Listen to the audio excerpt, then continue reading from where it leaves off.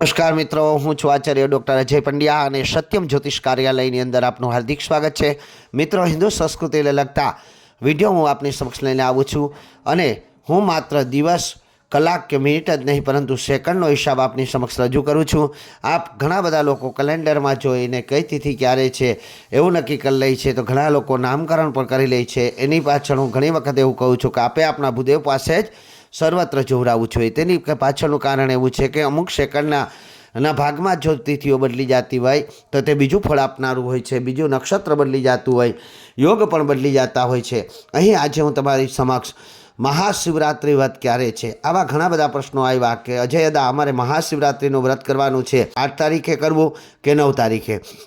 અવશ્ય હું આપને મહાશિવરાત્રિનું વ્રત ક્યારે છે, મહાશિવરાત્રિનું વ્રત શા માટે કરવું જોઈએ, મહાશિવરાત્રિનું પૂજન કરવાથી શું ફાયદો થાય છે અને મહાશિવરાત્રિનું પૂજન કરવાથી શિવજી કેવી રીતે પ્રસન્ન થાય છે, કઈ વસ્તુથી શિવજીનું પૂજન કરવાથી તે ઉત્તમ ફળદાયક ગણાય છે અને ખરેખર મહાશિવરાત્રિનું પૂજન ક્યારથી થાય છે અને કયા કયા શાસ્ત્રોની અંદર એનું વર્ણન આપેલું છે, આ સર્વત્ર વાત હું તમારી સમક્ષ લઈને આવ્યો છું. તો આપ જાણો છો તે પ્રમાણે મહાશિવરાત્રિનું વ્રત પાછળ ઘણી બધી કથાઓ છે, જેમાં એક કથા એવી છે કે આ જ દિવસે માતા પાર્વતી અને શિવજીના શુભ લગ્ન થયા હતા. અને બીજી કથા એવી પણ છે કે જ્યારે સૃષ્ટિનું સર્જન થયું અને પહેલાંનો કલ્પ એટલે કે અત્યારે જે કલ્પ ચાલે છે તે શેતવાળા કલ્પ ચાલે છે, ત્યાં અત્યારના રાજા એટલે કે ભગવાન વિષ્ણુ છે, પરંતુ આની પહેલાં જે કલ્પ ચાલતો હતો તે કલ્પના રાજા ભગવાન શિવ હતા એટલે કે મહાકાલ હતા. આ મહાકાલ કલ્પની વાત છે અને ત્યારથી આપણે મહાશિવરાત્રિ ઉજવીએ છીએ.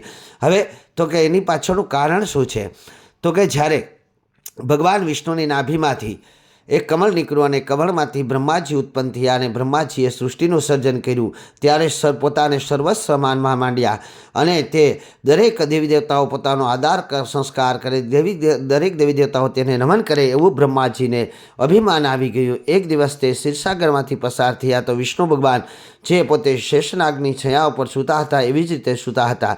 ત્યાં જઈ અને બ્રહ્માજી ક્રોધિત થઈ જાય છે અને તેના વિશે ગમે તેવું કહે છે અને કહે છે કે મને જોઈને આખું જગત ઊભું થાય છે, હું જગત પતિ છું, આખા જગતનો સર્જનાર છું અને તમે મને જોઈ અને શુભ ઊભા નથી થયા, મને માન સન્માન નથી આપતા, શું આવા જ રહેવાના છો કે શું? ત્યારે ભગવાન વિષ્ણુ તેમને કહે છે કે તમે તો મારી નાભીમાંથી એક કમલ ઉત્પન્ન થયું અને કમલમાંથી તમે ઉત્પન્ન થયા છો, આથી તમે મારા પપુત્ર ગણાવ. આથી કોઈ દી પુત્રને જોઈને કે પપુત્રને જોઈને ક્યારેય પિતાએ ગમે તેટલા પોસ્ટો પર પુત્ર આવી જાય પરંતુ તેને માન સન્માન આપવાનું થતું નથી.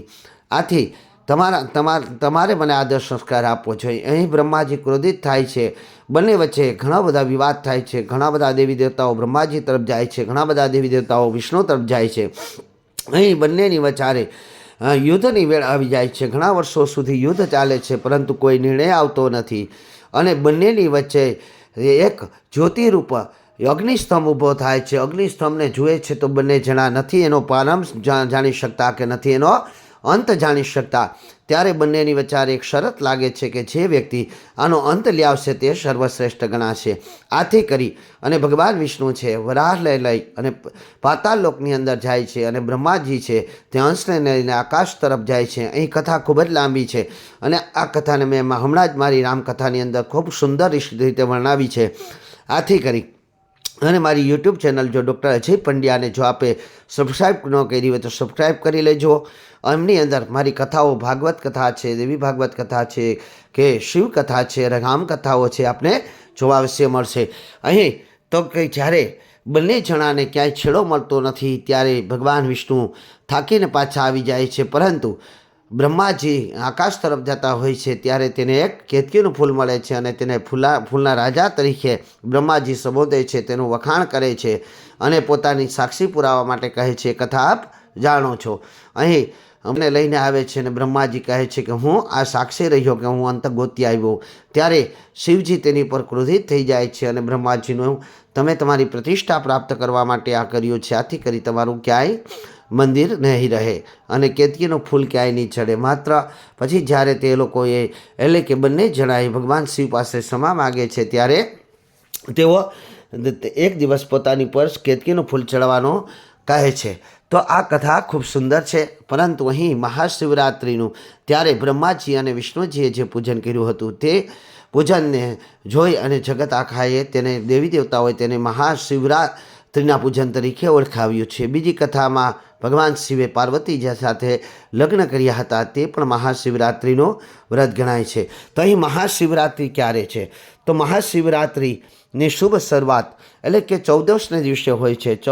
તો ચતુર્દશીની શરૂઆત તારીખ 8/3/2024 અને શુક્રવારની રાત્રે 9:58 થાય છે, જે 14 બીજે દિવસે એટલે કે શનિવારે સાંજે 6:18 સુધી રહેવાની છે. અહીં મહાશિવરાત્રિ પર્વ રાત્રિનો પર્વ છે. આથી કરી 8 તારીખ અને શુક્રવારના રોજ રાત્રિના મહાશિવરાત્રિનું પૂજન કરવાનું છે. અહીં ભગવાન ભોલેનાથને બિલીપત્ર ચડાવવાથી મહાફળ પ્રાપ્ત થાય છે. આપણી જે 4 રાત્રિઓમાં મહાફળ આપનારી છે એમાંથી એક શિવરાત્રિ છે. આ શિવરાત્રિને દિવસે આપે જાગરણ કરવું જોઈએ અને જાગરણમાં ભગવાન ભોલેનાથની તપસ્યા કરવી જોઈએ, ભગવાન ભોલેનાથની પૂજા કરવી જોઈએ, ભગવાન ભોલેનાથનો અભિષેક કરવો જોઈએ. મારા અભિષેક કેનો અભિષેક કરવાથી શું ફળની પ્રાપ્તિ થાય છે એ પણ અલગથી વિડીયો છે. અહીં ખાસ કરીને આજ રાત્રિએ બિલીપત્ર ભગવાન ભોલેનાથ ઉપર ચડાવવામાં આવે અને તો મહાફળ આપે છે. બિલીપત્ર કઈ રીતે ચડાવવું જોઈએ? તો 3 પત્તીવાળું બિલીપત્ર હોવું જોઈએ અને જે એનો ચીકણો ભાગ છે તે ઉલટું કરી અને ભગવાન શિવ ઉપર ચડાવવું જોઈએ.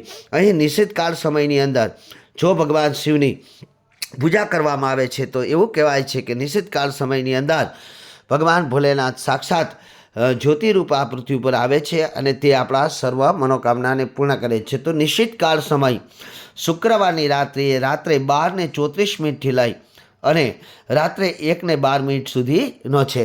તો આપ સર્વને મહાશિવરાત્રિનું ઉત્તમ ફળ પ્રાપ્ત થાય એટલા માટે આપ સર્વ મહાશિવરાત્રિનો વ્રત અવશ્ય કરજો.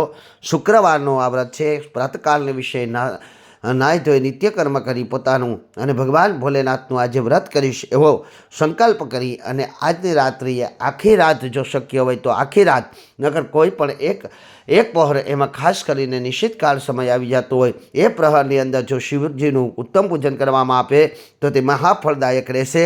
આપ સર્વનું કલ્યાણ થાય. દેવોના દેવ મહાદેવની અસીમ કૃપા આપની પર વરસતી રહે એવી શુભેચ્છા.